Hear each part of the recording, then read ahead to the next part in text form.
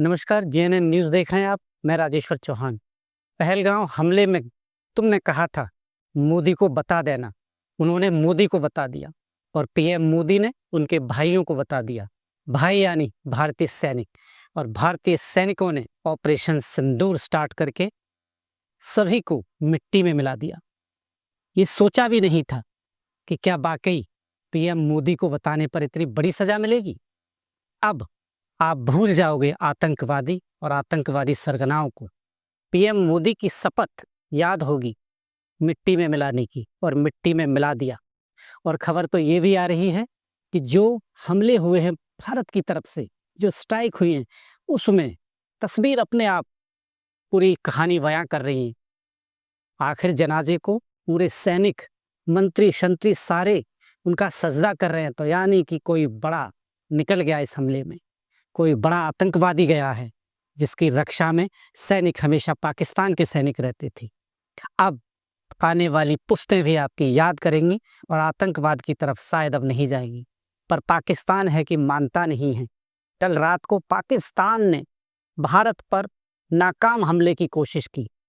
पंजाब शहर में, अमृतसर से लेकर कई शहरों में 15 जगह उन्होंने हमले करने की कोशिश की, पर भारत की मजबूत डिफेंस सिस्टम ने उसे नाकाम कर दिया।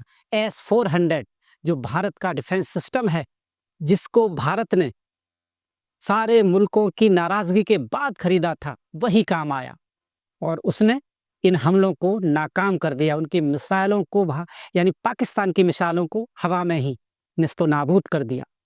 और पाकिस्तान की डिफेंस का आपको पता ही है, डिफेंस सिस्टम बेकार साबित हुई। और खबर ये भी है कि उनकी जवाबी कार्रवाई में, भारत ने जब जवाबी कार्रवाई की तो पाकिस्तान के कई डिफेंस सिस्टम को खत्म कर दिया और पाकिस्तान की कई जगह सीरियल ब्लास्ट की खबरें हैं।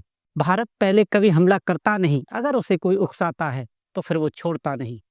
हमारे यहाँ से ये कहा गया था कि आप सुधर जाइए, पर पाकिस्तान खिसियानी बिल्ली खंबा नोचे वाली हालत कर रहा है। वो अभी भी सुधर नहीं रहा है। और एक बहुत खबर अहम आ रही है पाकिस्तान के मीडिया के थ्रू से ही, कि जो कंधार विमान का हमारा अपहरणकर्ता था, वो इस हमले में मारा गया है।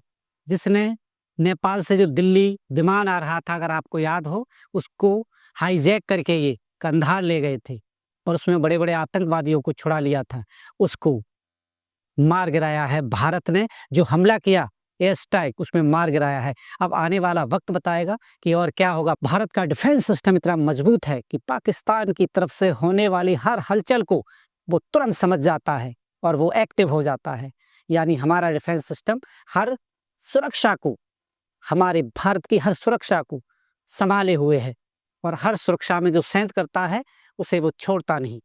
अब भारत बिल्कुल कड़ी निगाहें हैं पाकिस्तान की तरफ कि पाकिस्तान क्या रुख लेता है।